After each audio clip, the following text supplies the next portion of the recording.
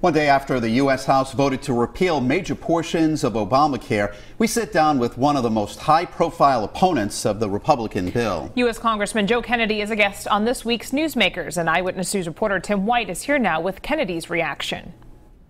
The GOP health care bill faces an uncertain future in the Senate, but Kennedy says he's concerned because it's an all-Republican committee that's reviewing the legislation.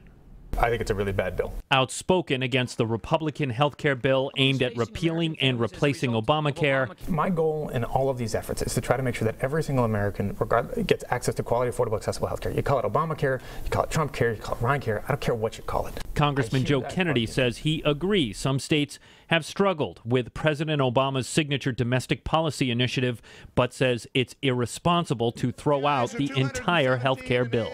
We got to listen to those stories about what the challenges are in those states.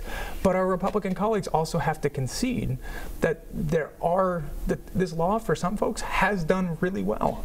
Republican Governor Charlie Baker of Massachusetts has spoken out against the health care bill that passed Thursday. But Kennedy says he'd like to see the governor take the message directly to congressional lawmakers in D.C.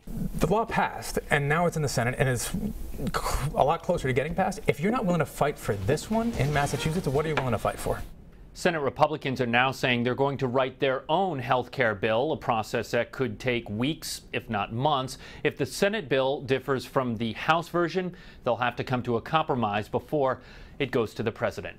Tim White, Eyewitness News.